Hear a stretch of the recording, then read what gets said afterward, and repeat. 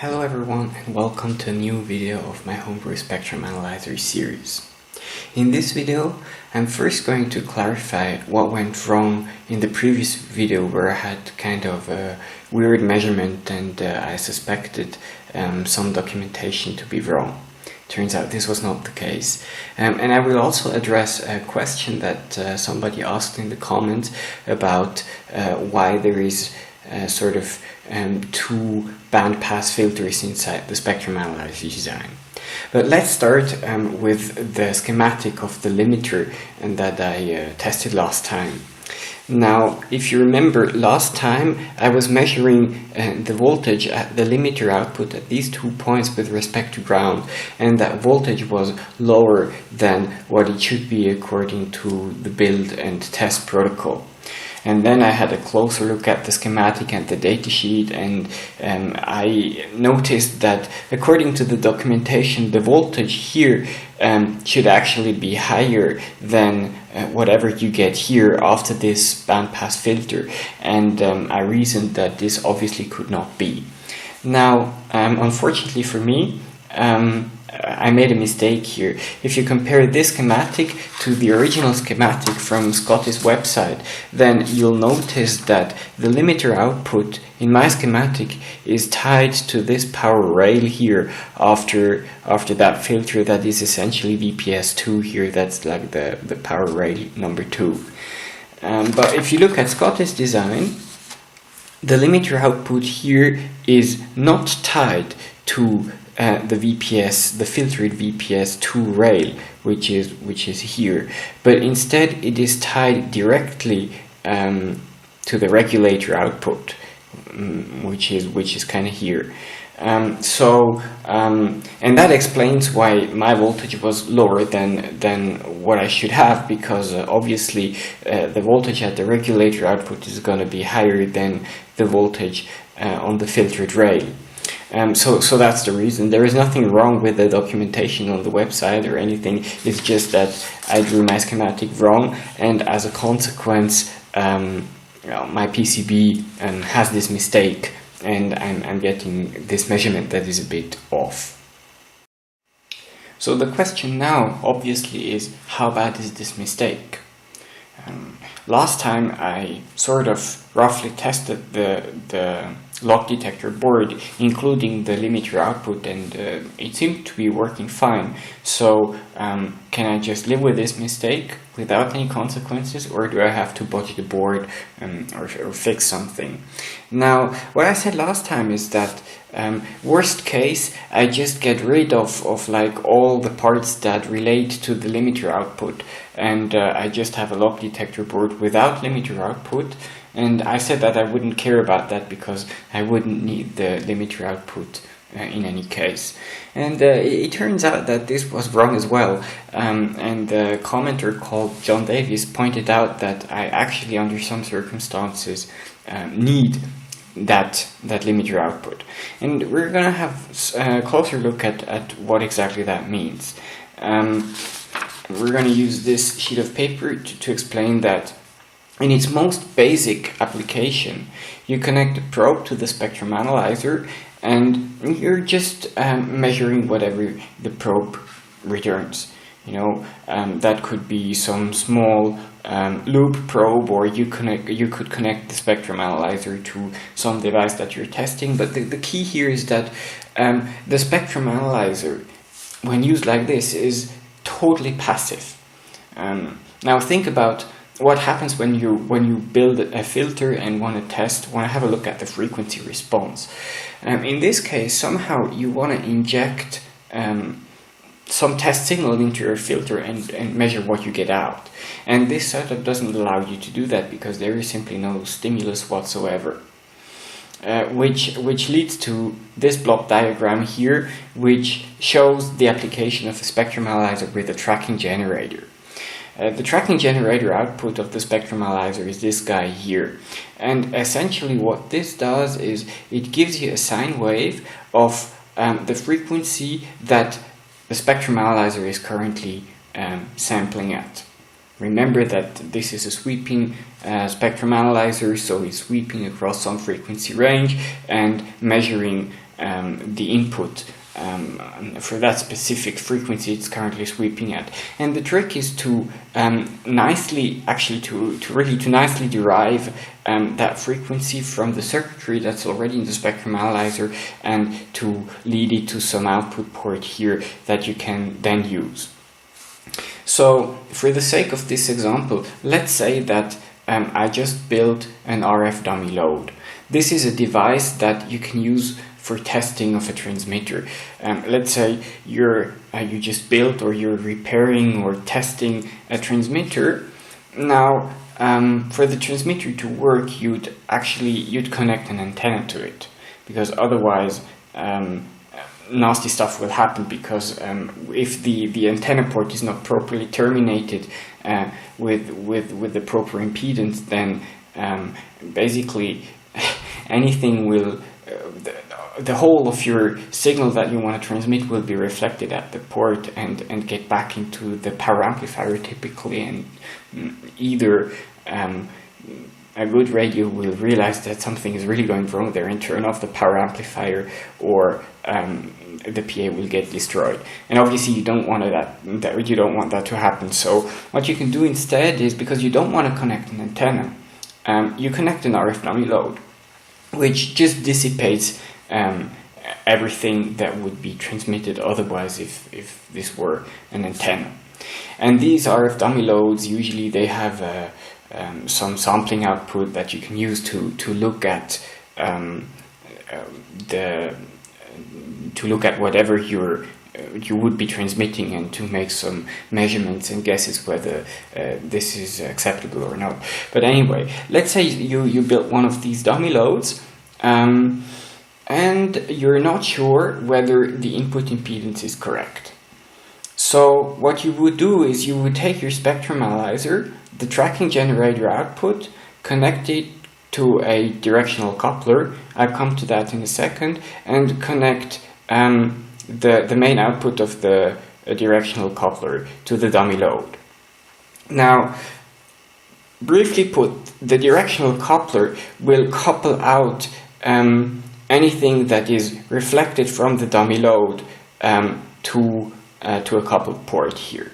And it turns out that just 2 days ago, a fellow video blogger put out a very nice video on how these directional couplers work and how you use them. So I'm going to just link that in, and you actually might want to have a look at other videos of this guy, because in my opinion they're really good.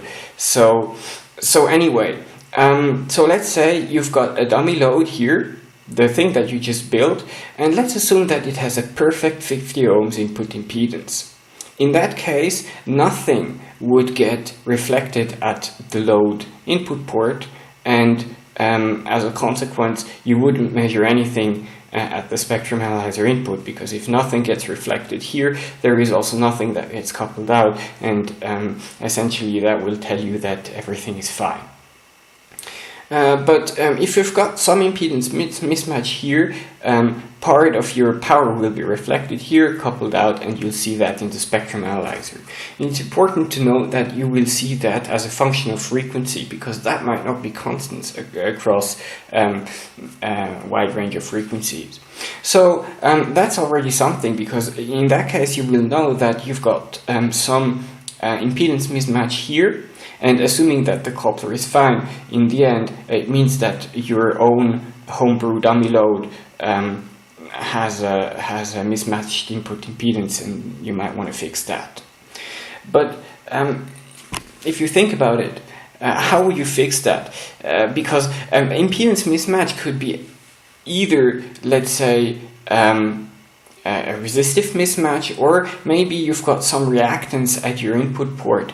Maybe the leads that you're using are a bit inductive, or you've got some capacitance in your PCB or whatever, and all of that might lead to some power reflection at the input port. And how do you figure out what exactly is going on? Because depending on what exactly the problem is, you've got to do different things to address it.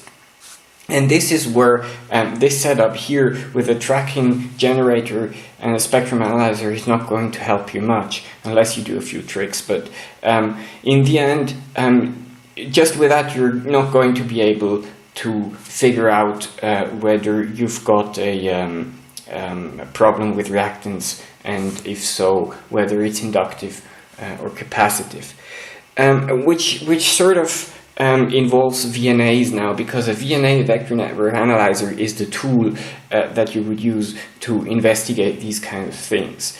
Because what the VNA does is essentially exactly the same, but in addition to the power, the magnitude of the power that you feed into the spectrum analyzer, it's also measuring the phase difference between the output of the tracking generator and the input of the input of the spectrum analyzer, or the VNA in this case. And that phase difference will tell you what exactly is going wrong here, because depending on the sign of the phase shift, you're going to figure out whether this is an inductive issue or capacitive issue here. And the reason I'm talking about that is, in fact, the spectrum analyzer I'm currently building, it sort of has different build levels, and this is the most simple one, and I'm currently working on that. But once you've got that working, you can add a tracking generator, and in the next step you can also add a phase detector to detect like phase differences, as I just discussed. And it turns out that the way to detect the phase difference is by taking the phase of the tracking generator and taking the phase of the input, which is then grabbed from the limiter output of the log detector. So in the end, this means that if I really want to go up to that last build level, I need that limiter output. And this also implies that I cannot just get rid of it, obviously. Now, what I will do is I will keep it for now. I will keep it the way it is, and when I really get that far, I will look at potential issues that I have with this, and I will probably bodge it, and that will make for a nice video, hopefully. Now, potential issues really are, if you look at this, what you get of the limiter output is a square wave. Now, this square wave here, if you did it the way I did, that square wave might potentially add some noise to that VPS2 rail. And that's really bad, because there is an amplifier in there, and I'm not sure whether this got clear from the last video, but this is a very sensitive part. So any noise here will really, I think, affect the performance of the spectrum analyzer. However, if you look at Scotty's schematic, even if he's got some noise on there, this is before the filter, before any filter actually, because there is two of them. So hopes are that the filter might flatten out that noise a little bit. And in any case, I'll address this later when I really get to the phase detector stage. The reason I wasn't aware of that is I'm sort of so focused on this schematic or block diagram here that I completely forgot that there is more to it, because all the tracking generator and the phase detector VNA optional blocks are not drawn in here. But if you're interested in that, just have a look at Scotty's website, because he's got the full diagram. Now, this block diagram leads me to the second thing I want to discuss in this video. Somebody by the name of, I believe, Wing Poon or something like that. I'm sorry, I'm not sure how to pronounce that properly. But anyway, this guy asked a lot of cool questions through the comments, and I answered most of them in the comments, but there was one question that I felt like could benefit from some more video discussion. And by the way, thank you very much for asking all these questions. That was really cool. And in general, to everybody who commented and suggested stuff and asked questions, please continue to do that. This is a great way for me to interact with the people watching my stuff. But anyway, his question was essentially, why do you need this first bandpass filter if there is a second bandpass filter here anyway? This is the block diagram that I showed in the very first video, and there I made this walkthrough of how some input signal gets through the first mixer, the 1 GHz bandpass, the second mixer, the 10.7 MHz resolution bandwidth filter, and then to the log detector and the ADC that I already built up. Now, why do you need this bandpass filter here? And to explain that, I simplified this block diagram a little bit, and that's what you see on this sheet of paper here. Let me zoom in a little bit. Yeah.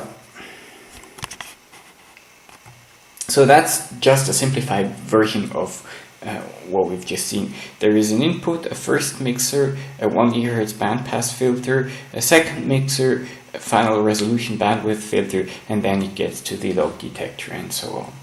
And there is one important thing to remember. The mixer always gives you a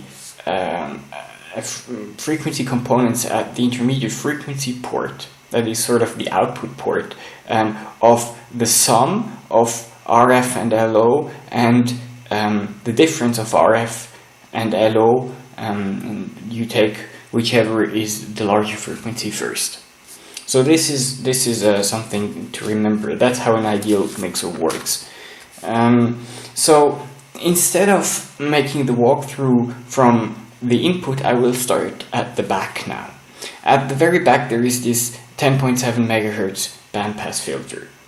And then before that bandpass filter we've got the second mixer. And that second mixer actually has an LO of 1024 MHz. Now you will get a lot of stuff here because in contrast to the first walkthrough I made, you're actually having a lot of frequency components at the input. But there is one frequency component, the one at 10.7 MHz, that makes it through this bandpass filter into the log detector. So that is the one that matters. So the question is, how do you get 10.7 MHz at the IF output of the second mixer? If you think about it, the LO is 1024 MHz. So this means that if you have 1013.3 MHz at the RF input, and you build the difference of 1024 MHz and 1013.3 MHz, you end up with 10.7 MHz. So that seems to work. But you don't have to forget that if you have 1034.7 MHz at the input, the mixer will also give you 10.7 MHz at the output. This is called the mirror frequency. Just do the math. 1034.7 minus 1024 MHz is 10.7 MHz as well. So my experience is that people get a little bit confused about that. This is not the same effect than having two output frequencies at the IF port. This is just two input frequencies at the RF port leading to the same frequency at the IF port. So the question was, why do you need this bandpass filter? Now imagine that this bandpass filter wasn't here. If this bandpass filter wasn't here, this mixer here, the first mixer, might very well give you some strong signal and 1034.7 MHz. And that would kind of overlap with the 1013.3 MHz that you want to measure at this particular point in time, and that would kind of mess up your measurement. So if you omit this bandpass filter, that's exactly what you would get. This is the main reason why you have you have this bandpass filter here. Note that you have exactly the same effect actually at the input as well. There is going to be a mirror frequency that your spectrum analyzer will respond to in addition to the frequency you're currently sweeping at. However, due to the nature of having these frequencies so high, the mirror frequency will be very far from the range that you're currently measuring. For example, 0 to 1 gigahertz. So you might be able, you are able to put a filter at the input and filter out that stuff. And there is even more. This bandpass filter also gives you a little bit of attenuation, such that you don't overdrive the second mixer. So that's another reason for having this. There was sort of an additional question about why is it okay to have a bandwidth of 2 megahertz? Why is it not too much or too little? Now, if the main reason to have this filter is to reject the mirror frequency, then you see exactly what kind of bandwidth you're allowed to have, and you can see that 2 megahertz is far lower than what you'd need, worst case, to reject the mirror frequency. In fact, in case you don't know, there is an alternative to the cavity filter here, which is a SAW filter that has, if memory serves, a bandwidth of 18 megahertz, and that would be fine as well. So this is not so strict. However, you might. All of these calculations are done with the assumption of having a perfect mixer. Now, in reality, this is unfortunately not the case. Any mixer will, in addition to like the two products that I showed here, will give you some RF, some LO. That's because the port isolation is just not perfect. And even worse, the input frequencies will mix with each other, and that will give you intermodulation products. So the broader the bandwidth of this filter is, the more issues you potentially get with these kinds of intermodulation products. And Scotty actually has a page on that, so I will link that in. It's in the SAW filter. This is why maybe people haven't seen this, so I will link that in. That's for me much easier and also much better than trying to explain this here on my own. He's got a nice page with all the math laid out that shows you why some bandwidths are potentially problematic and so on. So anyway, I hope that was interesting. I've promised that there is going to be another video on the lock detector. We're working on that. I'll show you what we've done so far. So we are progressing here. Maybe if I find the time, I will do a first video on the DDS first. And if I don't have the time for that, the next video you'll see will be that last test of the lock detector board. In any case, I hope that was interesting. If you have some questions or comments or whatever, please share them in the comment section of YouTube, and I thank you for watching.